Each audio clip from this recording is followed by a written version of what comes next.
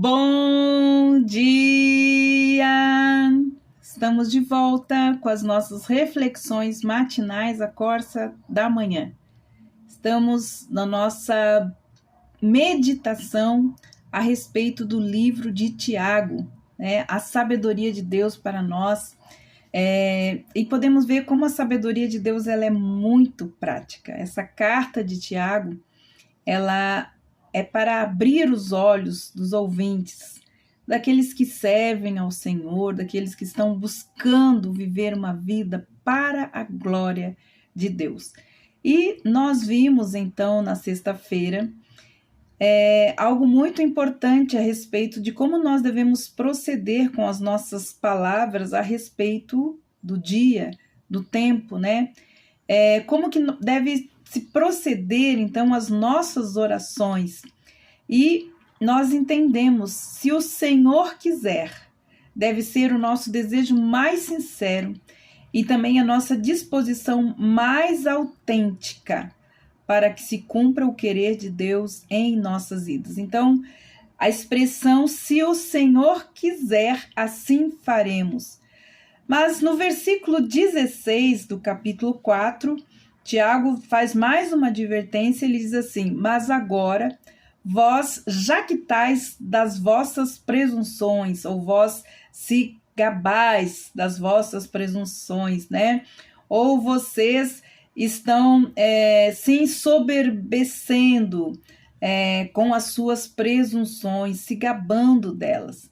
E traduzido então para a linguagem de hoje, nós podemos trazer uma tradução que diz assim: porém vocês são orgulhosos, ou jactanciosos, ou soberbos, e vivem se gabando. Então, nós já falamos a respeito disso, e Tiago é bem enfático nessa carta, de falar de um princípio muito sério, que é o princípio do orgulho humano, né?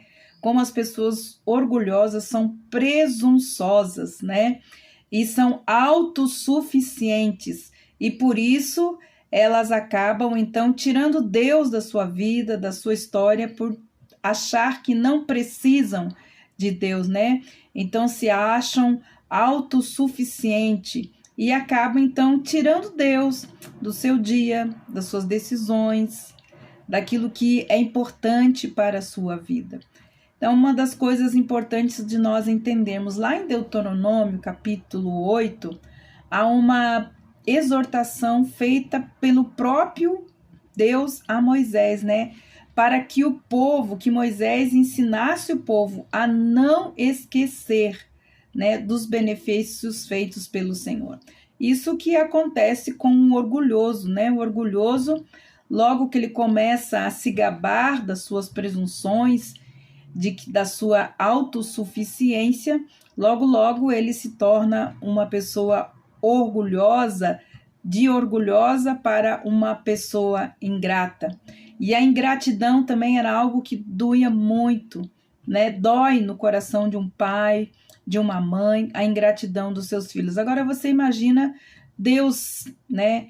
O Deus Pai, como ele se sente com a nossa rebeldia, com a nossa ingratidão. Então, o povo não deveria, né, a exortação que Deus deu a Moisés, para que o povo não esquecesse de nenhum dos benefícios do Senhor. O povo não deveria dizer: é a minha força que me levou aqui, é a fortaleza da minha mão que adquiriu essas riquezas, mas eles deveriam se lembrar do Senhor, porque Ele é o que dá forças para adquirires riquezas. Capítulo 4 de Tiago, versículos 17 e 18.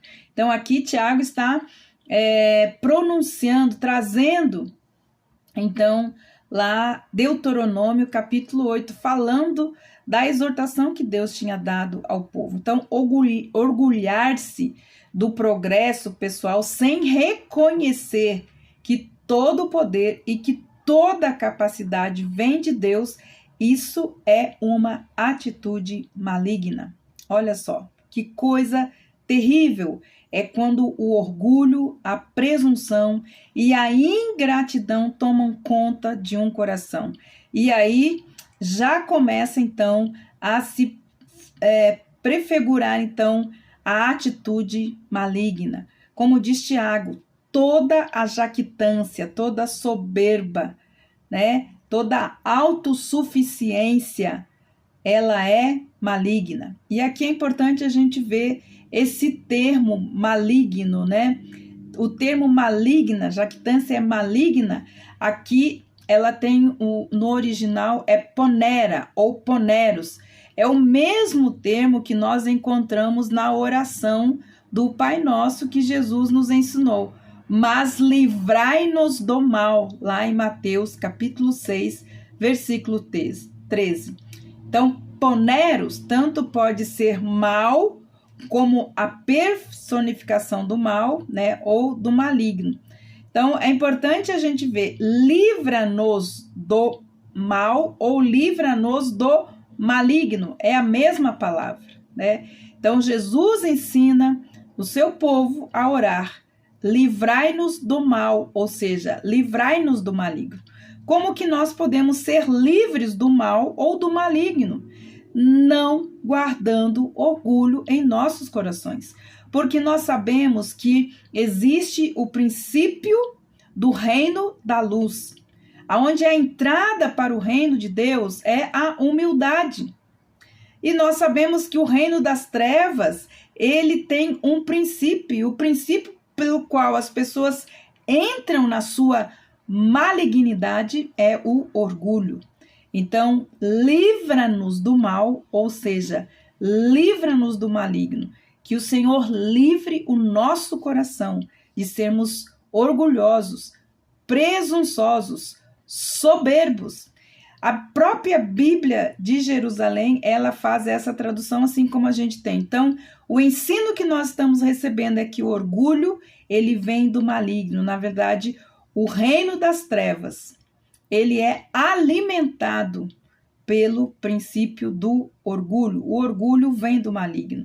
É ele quem inspira os homens a se orgulharem da grandeza daquilo que adquirem, né?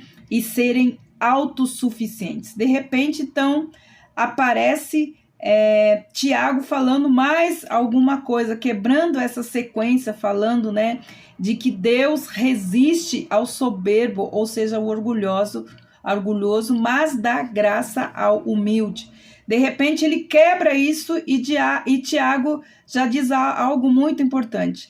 Aquele, pois, que sabe fazer o bem e não faz, comete pecado. Parece uma sentença solta, desligada de toda a argumentação anterior que nós fizemos, né? Então, essa frase parece que não tem conexão com aquilo que foi exposto anteriormente. Na realidade, o versículo 17 faz a ponte entre a invicta, né? Uma ponte de convicção contra, lembra, os comerciantes maus, né? Contra os ricos opressores. Ou seja, as pessoas que não têm humildade e não reconhecem que todo o poder, toda a autoridade, toda a riqueza, toda a honra vem de Deus, eles acabam, então, por causa do seu orgulho, da sua jactância, oprimindo outras pessoas, né? Então, as pessoas dotadas muitas vezes de mais posses, que não reconhecem que isso vem de Deus, eles acabam então oprimindo as outras pessoas. Os prósperos negociantes daquele tempo não apenas deixavam de ajudar as pessoas que tinham necessidade, como também oprimiam, né, se omitiam e faziam uma repressão, uma opressão contra essas vidas. Então, o que a gente precisa entender? Que a omissão é apenas o início da opressão. Essa é uma sequência da insensibilidade que sempre se inicia com uma omissão. Quando a gente deixa, né, de ajudar alguém, quando a gente começa a olhar só para nós mesmos, para o nosso próprio ventre, para as nossas próprias necessidades, e nós passamos deixamos de olhar pela necessidade do outro. Quando a omissão entra, então a insensibilidade entra e a opressão então acontece. É o desinteresse que as pessoas têm, né, muitas vezes por cuidar das necessidades do outro, a falta de amor, muitas vezes a compaixão, falta de compaixão cristã pelas criaturas necessitadas, que vão tornando o coração do homem endurecido. Mas aqui, diz Tiago, muitas vezes se tornando um coração maligno. Aquele que faz da riqueza o objetivo fundamental da sua vida não terá tempo para Deus e nem tempo para ajudar o próximo. É isso que Tiago está mostrando aqui. Então, é importante a gente entender que a obsessão pelas coisas muitas vezes nos afastam do Deus vivo. A única preocupação do elemento aqui passa a ser, então, a preocupação consigo mesmo. Então, isso é o orgulho, a jactância.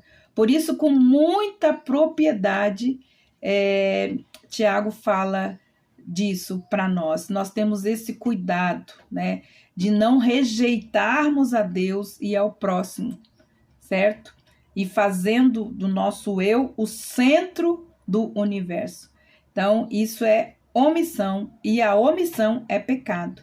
Então, como pecado, a omissão será punida por Deus. O grande exemplo que nos vem da Bíblia está na parábola, lembra? Do rico e do Lázaro, encontrada lá em Lucas, capítulo 16, 19 a 31. Amanhã nós vamos falar disso, mas hoje nós precisamos entender que nós possamos orar: Pai nosso, livra-nos do mal. Ou seja, Pai nosso, livra-nos do coração maligno. Que nós possamos reconhecer a nossa total dependência do Senhor e que a nossa suficiência está em Cristo Jesus. É Ele que sustenta o nosso espírito aqui nessa terra. Que o Senhor abençoe você. Que o Senhor abençoe grandemente a sua vida e que Ele nos livra do mal e de ter um coração maligno. Que Deus te abençoe e até amanhã nós vamos continuar falando a respeito, então, desta forma de omissão que será punida por Deus.